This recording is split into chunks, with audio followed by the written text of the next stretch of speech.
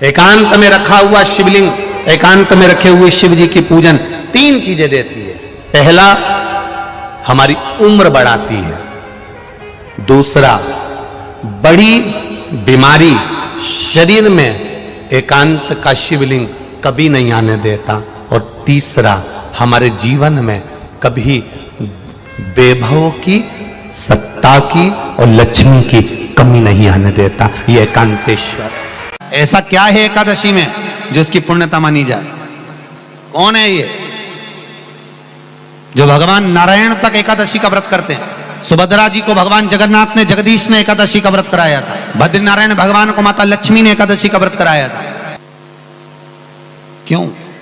चंद्रायण एकादशी व्रत की माता। एकादशी है कौन? तो कहा जिसको व्रत करने पर भगवान नारायण भी जिसका व्रत करते हो, भगवान माता लक्ष्मी जिसका व्रत करती हो, वो एकादशी है कौन? तो शास्त्र वर्णन करता है महाराज। स्कंद पुराण का सुंदर चातुर्मास्य खंड के अंतर्गत वर्णन आया है महाराज।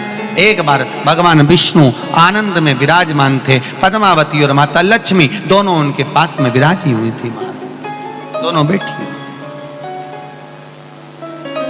भगवान लक्ष्मी और पद्मावती दोनों बैठी है, एक सिर के पास, एक चरण के पास।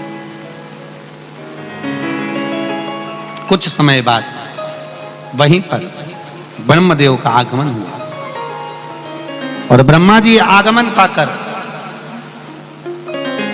भगवान नारायण पद्मावती से लगकर उठे और उठकर लक्ष्मी की ओर झुके। झुकने पर इन तीनों के समागम से भगवान नारायण के हृदय चित्त से एक कन्या प्रकट हो गई। उस कन्या का नाम एका था। क्या नाम था? एका। अब 10 उसके गुण इतने प्रबल थे, वो 10 गुण उसके बड़े प्रबल थे कि वो एका जिसको निहारती थी उसको संपदावान बना देती थी। जिसको देख लेती थी उसके जीवन में वो आनंद की अनुभूतियां करा देती थी। एका जिस मार्ग से जाती थी उस मार्ग के द्वार खोल देती थी। एका का पुण्य इतना पुण्य। पद्मावती और लक्ष्मी ने कहा महाराज ये बेटी आपके द्वारा निर्मित हुई है, इसका कन्यादान करना चाहिए। हमारे यहाँ हिंदू धर्म में रीति है जिस दिन कन्यादान करा जाता है उस दिन व्रत रखा जाता है। अब आजकल रखते कि नहीं रखते मालूम नहीं, और कन्यादान करते समय व्रत रखा जाता है। व्रत रखना, एका का कन्यादान करना है। भगवान बोले कन्यादान करें, किसको दें? एका किसको दी जाए? एका प्रदान किसको करी जाए? पुण्यता किसको दी जाए? भगवान नारायण ने उसी समय लक्ष्मी और पद्मा से पूछा, तुम बताओ। पद्मा लक्ष्मी दोनों एका से पूछी, एका बताओ इसका पुण्य हम आपका हस्त कमल आपको प्रदान किसको करें, हम किसको दें? एका कहती है पिताजी, भगवान से कहती है नाथ कृपा करिएगा, मेरे को अगर प्रदान करना चाहती हो, अगर मुझे देना चाहते हो तो एक काम करो। यदि आप देना चाहते हो तो भगवान एक काम, माता ने कहा कि पिताजी अगर कुछ देना चाहते हो तो ऐसी कृपा करो, संसार के मनुष्य अगर मृत्यु लोक में आकर के अंदर 2 एकादशी का भी पुण्य भाग अगर ग्रहण करते हैं तो ये एका उनकी होती है और वैकुंठ का राह खोल देती है। इनके जाने से पहले अगर मैं प्रवेश करती हुई जाऊंगी और इनके मार्ग को सुलभ बनाती हुई जाऊंगी। वो एका 10 गुण के कारण एकादशी। व्रत का सबसे पहला नियम, एकादशी व्रत का सबसे पहला नियम है कि आप जिस दिन व्रत करो उसके एक दिन पहले भक्ति का संचार इस हृदय में करो। भक्ति का संचार इस हृदय में कर लीजिए। जिस दिन आप व्रत करो, जैसे एकादशी का व्रत कर रहे हो तो दशमी के दिन शाम का समय जब आवे, रात्रि जब होने लगे, शाम का समय आवे और रात्रि का आप जब भोजन ग्रहण करो तो उस भोजन में कोई ऐसा पदार्थ ग्रहण मत करिए जिस पदार्थ के कारण आपकी एकादशी बिगड़ जाए। एकादशी का दूसरा नियम बहुत ध्यान से सुनिएगा। जिस दिन आपकी एकादशी का व्रत हो उस दिन प्रयास करिएगा कि अपने हाथ से किसी भी वृक्ष की कोई पत्ती टूट, अपने हाथ से किसी भी वृक्ष की, पौधे की, किसी भी वृक्ष की पत्ती अपने हाथ से ना टूटे। बहुत ध्यान दीजिएगा महाराज। एकादशी का ये दूसरा नियम है कि अपने हाथ से किसी पौधे की, किसी वृक्ष की, किसी डाली की कोई पत्ती ना टूटे, इसका प्रयास करिए। यहाँ पर तीसरे नंबर का जो, चौथे नंबर का जो उपाय बताया है, उपवास करने का जो नियम बताया, उसमें वर्णन किया, एकादशी के दिन अगर आपका व्रत है तो आप भूलवश भी डब्बे में रखी हुई रोटी गाय को ना देते हुए कुछ थोड़ा सा फलहार, कोई केला, कोई सेब, जो आप खाते हो, अंगूर, पपीता, जो आप ग्रहण कर रहे हो, उसका थोड़ा सा भाग आप गाय को प्रदान करो। आप गाय को दीजिए। रोटी ही दिए, डब्बे में से निकाल के ले गई, गाय आई है, रोटी देना, देव मना नहीं। बाकी के दिन आप आपके बेटे से कह दो रोटी दिया बेटा जा, पर आप अपने हाथों से, आपका व्रत है तो आप फलाहार आप कर रहे हो तो फलाहार का ही दान गौ माता को दीजिए।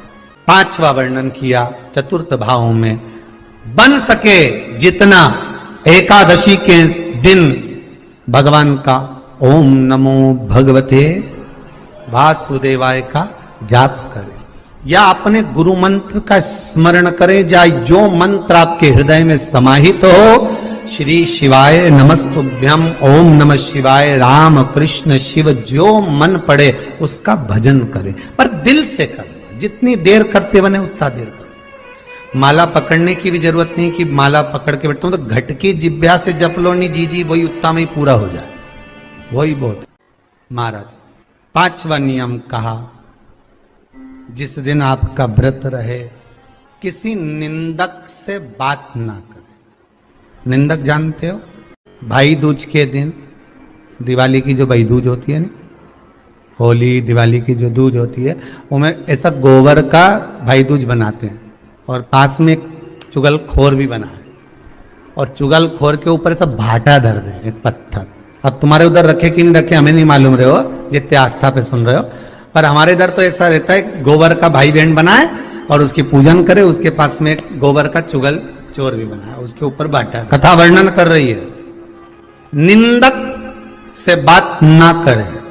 मान लो किसी ने आकर आपको निंदा कर भी दी तो तुरंत सूर्य नारायण भगवान का दर्शन करें और 3 बार उनका दर्शन कर कर नेत्र बंद करें, तब जाकर वो निंदा जो अंदर गई है, अंदर पवित्रता प्रदान करेगी, तब जाकर एकादशी का व्रत लगेगा। पहले तो प्रयास करो, अगर जो निंदा करने आता है ना तो उसको उस दिन एकादशी वाले दिन दरवाजे पे लिख दो कि चुगल चोर। फिर कहा जीव की हत्या ना करे, अगला नियम है, अपने द्वारा जीव की हत्या ना हो, प्रयास करना, किसी को कष्ट ना हो।